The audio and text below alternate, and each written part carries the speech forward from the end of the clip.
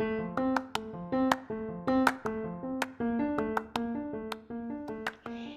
you ever thought about starting your own podcast, you should check out Riverside. Riverside is an online recording studio that lets you record podcasts and video in studio quality from anywhere. And if you click on the affiliated link in the episode description and you buy a subscription, you will also be supporting the podcast. And if you are going to start your own podcast, or you just want to continue to listen to great podcasts, you're going to need headphones or speakers. If you click on the Amazon affiliated link, you can get great deals on headphones and speakers. And if you make a purchase, it will also help support the podcast. And if you ever want to read a book I have mentioned on this podcast, I now have an affiliated link for Bookshop. All the affiliated links that I mentioned will be in the episode description for this episode.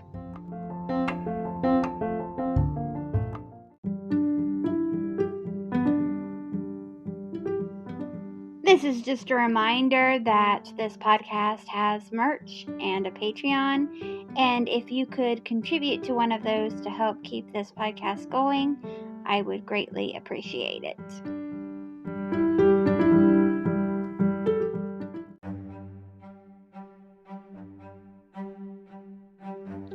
The story of King James VI and I has been a long tale to tell. The longest tale that I have told on this podcast.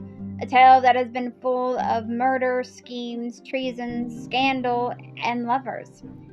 If you have been with me through it all, thank you for sticking with me for all 4 of these episodes.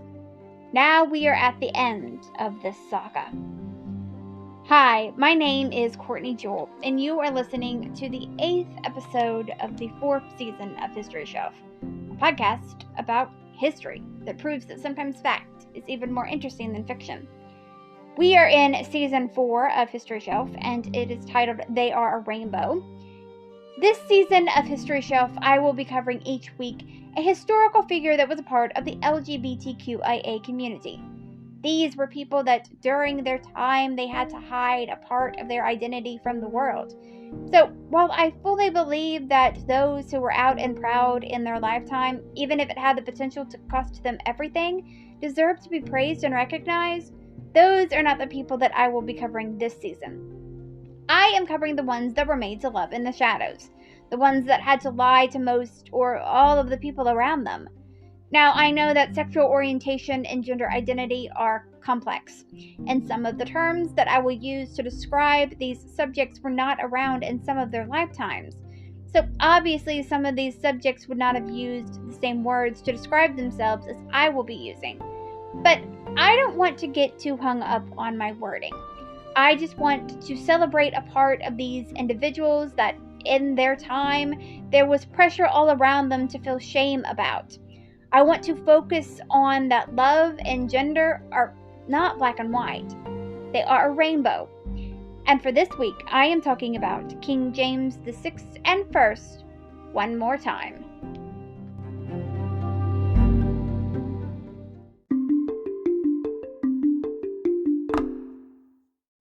This is part 4 of King James VI and I.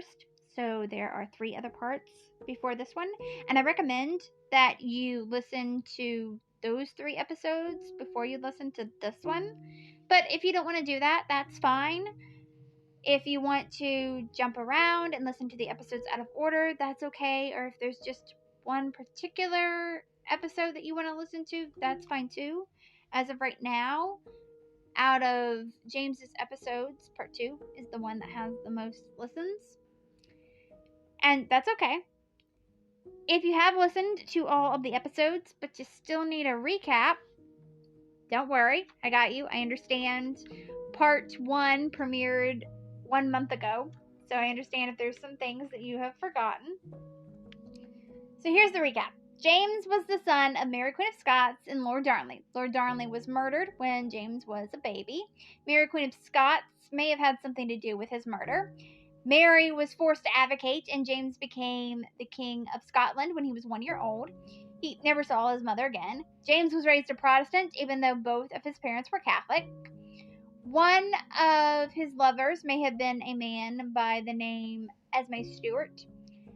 James wanted to be the King of England, so he made peace with England even though Queen Elizabeth I was the one that had his mother executed. James became the King of England after Elizabeth died. James wanted to combine both Scotland and England and make them one country. Both Scotland and England were like, no dude, we don't want that, so that didn't happen. At first, England was happy to have James as their king, but the honeymoon phase didn't last long, and people started trying to figure out ways to get him off of the throne, or at the very least, to get him to be nicer to Catholics. There was the byplot that tried to do that. Then there was the main plot that was happening at the same time as the byplot. The main plotters wanted to kill James. Both of those plots were found out about, and a lot of people were punished. Most of them were executed. Then there was the gunpowder plot. The plan there was to blow up Parliament, killing James and other Protestants. William Parker was a Catholic member of Parliament, and he got a letter from someone that warned him about the plot. The plotters were found, and they were all executed. Catholics that helped them were also executed. Even some that didn't were executed or imprisoned and fined. James had the Bible translated from its original languages into English, and that helped spread Protestantism. James continued to be in massive debt. James met a man named Robert Carr. Robert broke his leg in a jousting match, and James nursed him back to health. Robert became James's lover. Robert moved up the ranks of court, but fell out of favor when he and his wife, Frances Howard, were found guilty of being involved in the murder of Robert's friend, Thomas Overbury. This left the door open for another favorite to take Robert's place. And that is where I left off last week. And I told you last week that I was going to start this episode with telling you about a plan that James came up with to get him out of his massive debt. And that's where we're going to start this episode. So, I have mentioned a few times already that James struggled with money problems. One of the situations that James came up with to deal with his money woes was he was going to marry off his son Charles to Maria Anna of Spain, and he would get her dowry. The dowry at first was £500,000, and it was later increased to £600,000. This match would also ensure continued peace between England and Spain, so James wouldn't have to worry about the cost of a war with Spain. This is known as the Spanish match. This match was, of course, supported by Catholics like the Howards, but Protestants objected. The Catholics that supported the match were known as the Spanish Party. The negotiations started in 1614 and lasted to 1623. When James formed a parliament again in 1621 to raise funds for a military expedition to support Frederick V of the Palatinate, Frederick was married to James's daughter Elizabeth. The 30 Years' War began on May 23rd, 1618. Bohemia elected their kings, and in 1618 they replaced Emperor Ferdinand II with James's son-in-law Frederick V. Ferdinand was Catholic, and Protestants in Bohemia were afraid that he would push Catholicism on them. That's why they replaced him with Frederick. Frederick was a Protestant. The 30 Years' War was what James wanted the funds for. Some Protestants in Parliament were vocal about their disapproval of the match. Pope Paul V was never going to give a dispensation so Maria and Charles could marry, and a dispensation was required since Maria was Catholic and Charles was Protestant. But Pope Paul V died on January 28, 1621. The next pope was Pope Gregory XV. He wasn't completely opposed to the match between Charles and Maria.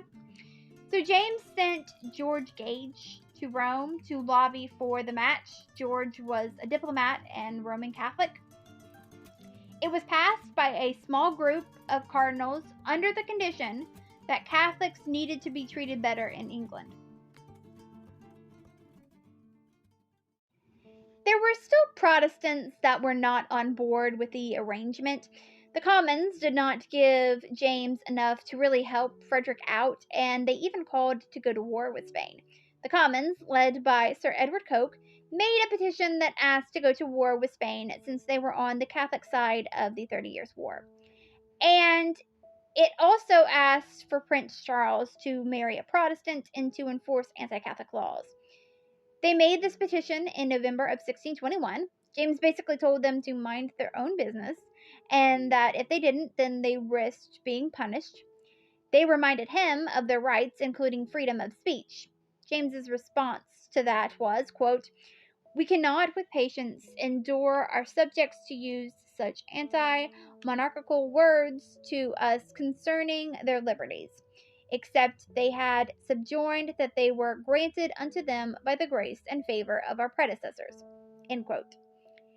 James, after being encouraged by George Villiers, 1st Duke of Buckingham, more on him in a little bit, and by the Spanish ambassador Diego Sarmiento de Acuña, Count of Gondomar, James ripped the protest out of the record book and he dissolved Parliament.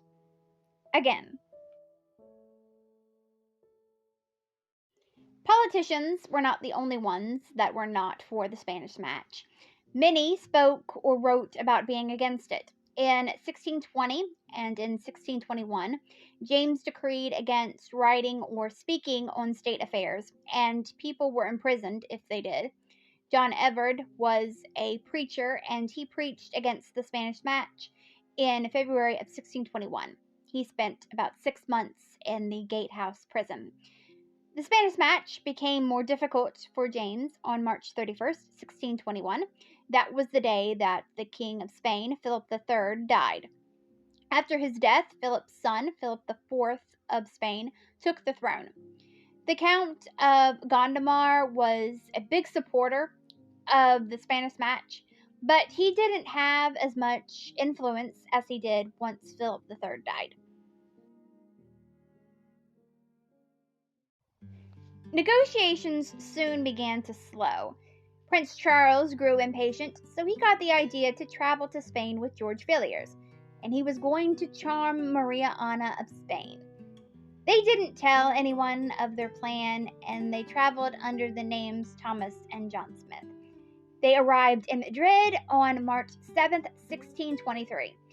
They soon learned some things that they were being kept in the dark about, like the fact that Spain would only agree to a match between Charles and Maria Ana if England repealed the anti-Catholic penal laws. They also didn't know that Maria Ana was never going to agree to marry someone if they weren't Catholic. But Charles and George were welcomed at court, and Charles still believed that he could win Maria Ana over. He even gave her and the Spanish court some jewels James sent him. But Maria Ana did not like Charles at all, and so eventually Charles realized that he was not going to, in fact, win her over. Charles and George returned to England in October of 1621. The idea of Charles having a Spanish bride was so hated that when he returned without Maria Ana, the people of London rejoiced. There were celebrations and bonfires. When Charles and George returned, they proposed that the 21-year-old Charles marry Henrietta Maria. She was the 15-year-old sister of King Louis XIII of France. They also proposed to go to war with the Habsburg Spanish Empire. They told James to call another parliament so they could raise the funds. Parliament met in February of 1624. At this point, anti-Catholic sentiment was extremely high. Charles and George pressed James to go to war. They also arranged the impeachment and imprisonment of the Lord Treasurer Lionel Cranfield, 1st Earl of Middlesex, because he wasn't for war because he said that it would cost too much. John Digby, 1st Earl of Bristol, ended up being the fall guy for the failure of the Spanish match. John was the English ambassador to Spain. John was not at fault, but he was still blamed for it. John was ordered to remain on his estates, and he was eventually imprisoned in the Tower of London. He was in the Tower until 1628. James refused to go to war with Spain, but Charles did end up marrying Henrietta Maria of France after James died. I said in the second episode I did on James that James promised that he would return to Scotland every 3 years, but he didn't. In fact, after James became the King of England, he only returned to Scotland once in 1617. James liked to boast that he ruled Scotland with a pen, where his ancestors had to rule Scotland by a sword. In January of 1619, James's wife, Anne of Denmark's health started to decline.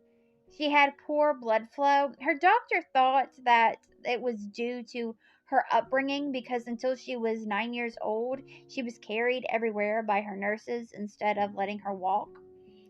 Anne died on March 2nd, 1619, of dropsy. Even though James only visited her 3 times during her illness, he was distraught over her death. She was buried on May 13, 1619, in King's Henry Chapel at Westminster Abbey. James did not attend her funeral because he was sick and sad. James wrote a poem about her after her death, quote, "So did my queen from hence her court remove, and left off earth to be enthroned above. She's changed, not dead, for sure no good prince dies, but as the sun sets, only for to rise." End quote. James never remarried. Now, I have been mentioning a man named George Villiers, and you may have heard about George before. There is an upcoming miniseries titled Mary and George. The series is about how George's mother, Mary Villiers, Countess of Buckingham, schemed to get George close to James.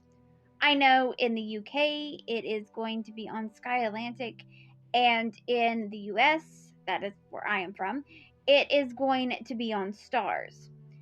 Mary is played by Julianne Moore, and George is played by Nicholas Galitzine, which I find interesting because he sort of played a role in why I chose the theme for this season.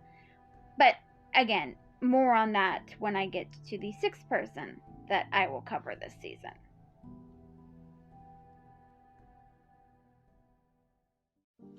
So, who is George Villiers? George was a courtier and statesman. George had a very ambitious mother, and like I said, she schemed to get her son to seduce James. In August of 1614, George was 21, and he caught the eye of James during a hunt. James would have been 48. There were people at court that did not like James's favorite, Robert Carr, so they started promoting George with the hope that George would replace Robert.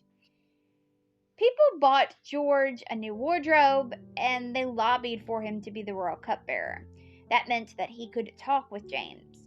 George then became a dancer in masks the next year, and this was a great way to gain favor with a monarch. It didn't take long for the king to fancy George.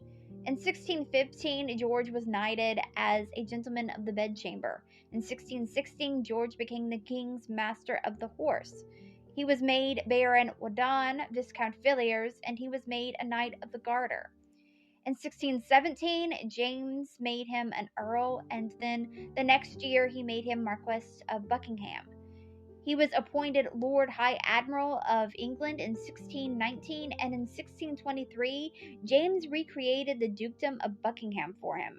At the time, George was the only duke in England that was not a member of the royal family. George became James's lover. James had a nickname for George. It was Steenie. It was after St. Stephen. St. Stephen was said to have had the face of an angel. In 1617, James told the Privy Council, quote, "You may be sure that I love the Earl of Buckingham more than anyone else, and more than you who are here assembled. I wish to speak in my own behalf, and not to have it thought to be a defect, for Jesus Christ did the same, and therefore I cannot be blamed. Christ had John, and I have George." End quote. James and George's relationship was sort of an open secret. I mean, he obviously couldn't come out and say, I'm fucking Buckingham, but clearly, from what I just told you, he wasn't hiding that he did have affection for George. Others noticed James and George's relationship as well. The French poet Théophile Dublin spent some time in England, and he wrote that, quote, "It is well known that the King of England fucks the Duke of Buckingham," end quote. James called George his child and wife, and James referred to himself as George's dad and husband. There's a lot to unpack there, and I'm not even going to begin to try because I'm not a therapist. George called himself James's dog. James and George sent letters back and forth to each other, and I'm going to read you some of them. This letter was a letter that James sent George the morning after George married Lady Catherine Manor. This was sent on May 17th, 1620. Quote, "My only sweet and dear child, thy dear dad sends thee his blessings this morning, and also to his daughter. The Lord of heaven send you a sweet and blithe wakening, all kind of comfort in your sanctified bed, and bless the fruits thereof, that I may have sweet bedchamber boys to play me with. And this is my daily prayer, sweetheart. When thou risest, keep thee from importunity of people that may trouble thy mind, that at meeting I may see thy white teeth shine upon me, and so bear me comfortable company in my journey. And so God bless thee, hoping thou will not forget to read over again my former letter." End quote. James sent this letter to George in December of 1622, and I need to tell you that the word gossip here means chum. Quote, "My only sweet and dear child, I am now so miserable a coward, as I do nothing but weep and mourn, for I protest to God I rode this afternoon a great way in the park without speaking to anybody, and the tears trickling down my cheeks as now they do, that I can scarcely see to write. But alas, what shall I do at our parting? The only small comfort I can have will be to pry in thy defects with the eye of an enemy, and of every mote to make a mountain, and so harden my heart against thy absence. But this little malice is like jealousy, proceeding from a sweet root, but in one point it overcometh it. For as it proceeds from love, so it cannot but end in love. Sweetheart, be earnest with Kate to come and meet thee at Newhall within 8 or 10 days after this. Cast thee to be here tomorrow, as near about 2 in afternoon as thou can, and come galloping hither. Remember thy picture, and suffer none of the council to come here. For God's sake, write not a word again, and let no creature see this letter. The Lord of heaven and earth to bless thee, and my sweet daughter, and my sweet little grandchild, and all thy blessed family, and send thee a happy return, both now and thou knows when, to thy dear dad and Christian gossip." End quote. James wrote this on April 18th, 1623. Quote, "My sweet skinny gossip, the bearer hereof had so great a longing to see you as I was forced to give him leave. For news your bay Spanish mare with the black mane and tail hath an exceeding fair and fine horsefowl of 10 days old, just of her own color, but that he hath the far foot white. And there is another of them ready to foal, God send my sweet baby the like luck with his Spanish breed before this time 12 months, thus hoping that thee will give a good advice to the bearer hereof to lead a good life in times coming. I pray the Lord send my sweet Steeny gossip a happy and comfortable return in the arms of his dear dad. End quote. And James sent this letter in December of 1623. Quote, my only sweet and dear child, notwithstanding of your desiring me not to write yesterday, yet had I written in the evening if, at my coming out of the park, such a drowsiness had not come upon me as I was forced to sit and sleep in my chair at half an hour. And yet I cannot content myself without sending you this present, praying God that I may have a joyful and comfortable meeting with you, and that we may make at this Christmas a new marriage, ever to be kept hereafter. For God so loved me, as I desire only to live in this world for your sake, and that I had rather live banished in any part of the earth with you than live a sorrowful widow's life without you. And so God bless you, my sweet child and wife, and grant that thee may ever be a comfort to your dear dad and husband. End quote. George also wrote to James. In August of 1615, James and George had spent a few days at Farnham Castle, and George wrote to James about those days. Quote, whether you loved me now better than at the time which I shall never forget at Farnham, where the bed's head could not be found between the master and his dog. End quote. In another letter, he wrote things like, I naturally so love your person and adore all of your other parts, which are more than ever one man had. And he wrote, I desire only to live in the world for your sake. And lastly, he wrote, I shall live and die a lover of you. End quote. In another letter, he closed it with saying, quote, your most humble slave and servant and dog, Steeny. James and George was known to kiss and caress each other in public. So he didn't love too much in the shadows like some of the other people that I will be covering this season. In 2007, a house called Apethorpe Hall was going through some restoration. This is a house that James stayed at 11 times in his life. The second best bedroom in the house was the bedroom that was closest to James's bedroom. George's bedroom was that bedroom. During the restoration, a pair of secret connecting doors was found. Those doors connected James's room to George's.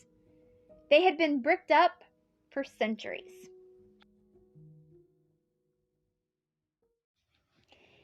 Even with all of this evidence, there are still scholars that don't feel comfortable saying that James and George had a sexual relationship.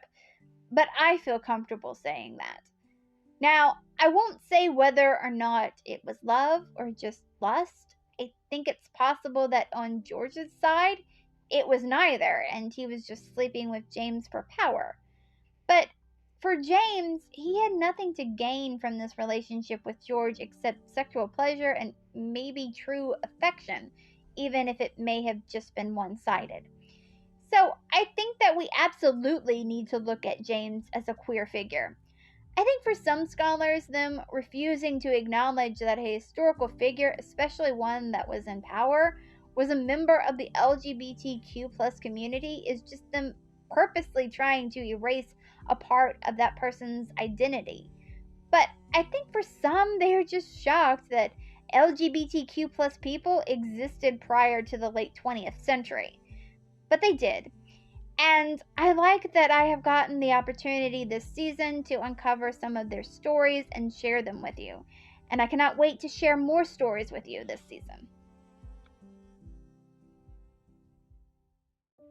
James's later years were plagued with health problems. He had arthritis, gout, and kidney stones. He lost all of his teeth. I mentioned in either the first or second episode I did on James that he liked to drink a lot, and he didn't slow that down just because he was aging. There is a theory that James may have had porphyria. Porphyria affects the skin and nervous system. It changes the color of your urine to purple. Sometimes this can cause psychiatric symptoms like anxiety, confusion, hallucinations, and even psychosis. King George III, a direct descendant of James, had this. King George III is the king on Bridgerton. He is also going to make another guest appearance on this podcast later on this season.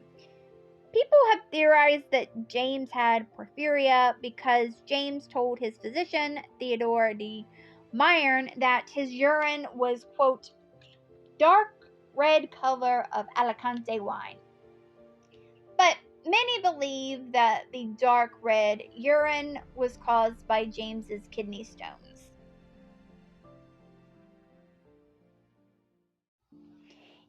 In early 1625, James had severe attacks of arthritis, gout, and fainting fits. In March, he fell seriously ill with malaria. Then he had a stroke. In late March, he got dysentery, and that killed him on March 27, 1625, at Theobald's house. He was 58 years old. George Villiers was at his bedside when he passed. James's funeral was on May 7th, 1625. It was a grand affair. It cost around £50,000, but it was also a messy and disordered affair.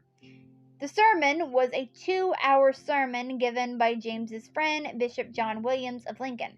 In the sermon, John compared James to King Solomon. The sermon was later printed as Great Britain's Solomon. James was buried in Westminster Abbey. The location of his tomb was lost for a long time, but his lead coffin was found in Henry VII's vault in the 19th century during excavation.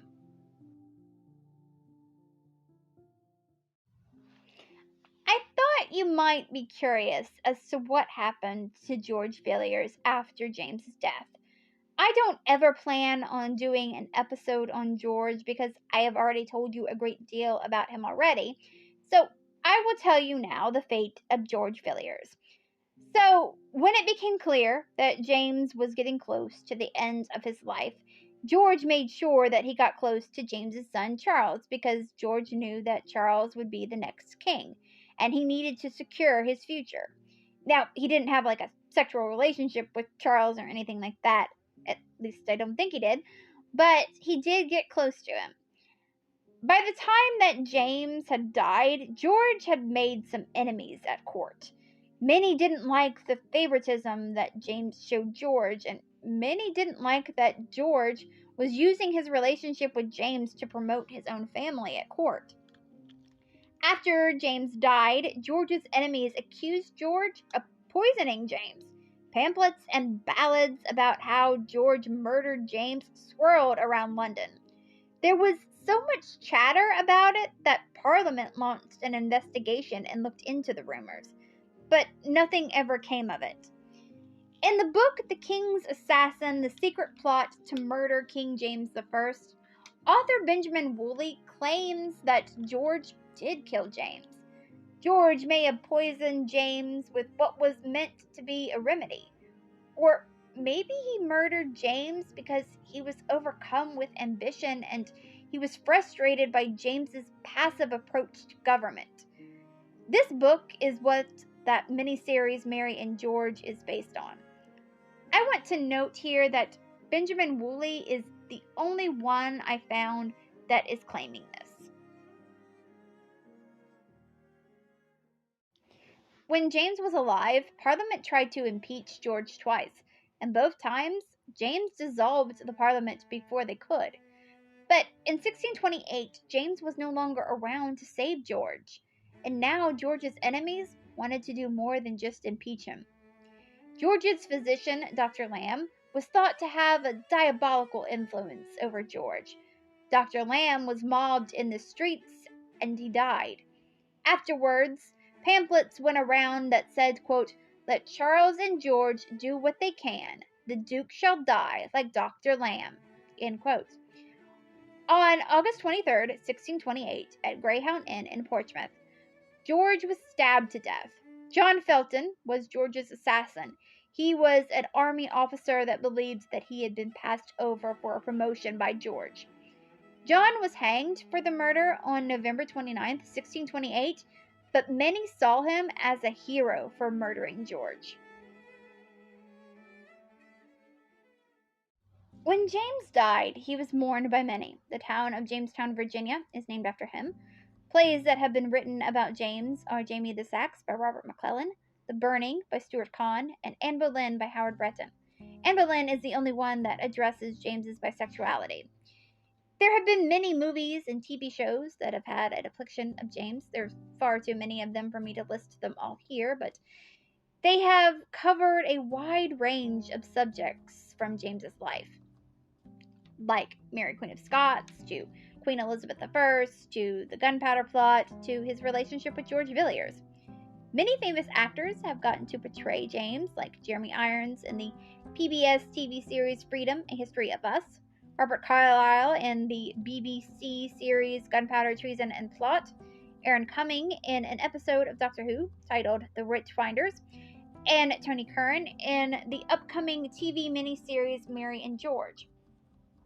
James is in the novels The Fortunes of Nigel by Walter Scott, To Have and to Hold by Mary Johnson, When Love Calls Men to Arms by Stephen Chalmers, Mine is the Kingdom by Jane Oliver, and The King's Minion by Raphael Sabatini.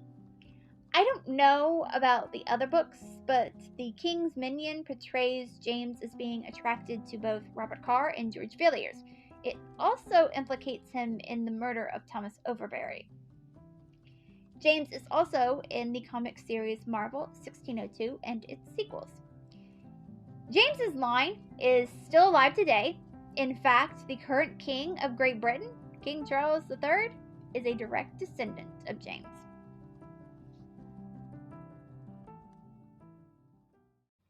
And that was the life of King James VI and I. Thank you so much for listening to the 8th episode of the 4th season of History Shelf. And if you've listened to all 4 episodes on James, thank you. We finally made it to the end of this man's life. I am going to be covering 15 people this season. Who knows how many episodes it's going to be. Next week is going to be about someone new. Next week's episode is going to be about Queen Christina of Sweden. I hope you come back for that. A few things before we go. If you want to follow this podcast on social media, the TikTok is at History Shelf. The Instagram is at history_shelf_pod. And the Twitter is at History Shelf Pod. And the Facebook page is History Shelf Podcast. If you want to help out this podcast financially, there are a few ways you can do that. One is you can buy merch from the History Shelf merch store, or you can become a Patreon. This podcast is always going to be free, but there are some perks that come along with becoming a Patreon. The first tier is called History Student, and that is $1 a month. And with that, I will give you a shout out on all social media platforms that History Shelf is on. I will also choose one Patreon at random for each episode I do, and at the end of the episode, I will give that Patreon a shout out. The second tier is called History Fan, and that is $3 a month. And with that, you get the first tier, plus you get to vote in a poll that helps me choose a theme for the next season of this podcast. The third tier is called History Buff, and that is $20 a month. And with that, you get the first 2 tiers, plus you will get a handwritten note of thanks mailed to you from me. And the last tier is called History Lover, and that is $40 a month. And with that, you get the first 3 tiers. Plus, you get to choose one item from the History Shelf merch store. You can choose any item that you want, except for the Zip-Up hoodie. If you want to take out ad space on this podcast, I have a gig on Fiverr that lets you do that. Also, there are some affiliated links that you can click on. There is one for Riverside, there's one for Amazon, and there's one for Bookshop. If you click on one of those links and you buy something, that helps support the podcast. But if you don't want any of the merch, and you don't want any of the perks, and you don't want to buy anything, but you still want to help support the podcast, I have turned on listener support on Spotify for podcasters. Links to everything that I just mentioned will be in the episode description for this episode. But as always, the best way that you can help support this podcast is to just continue to listen to it. And there are a few other ways that you can help out this podcast for free. One is if you are listening on a platform that lets you rate this podcast 5 stars and or leave a positive review. That would be very helpful. Also, sharing this podcast on social media with your friends and family would be very helpful. Well, until next time, keep learning, keep loving history, and come back for next week's episode. Bye.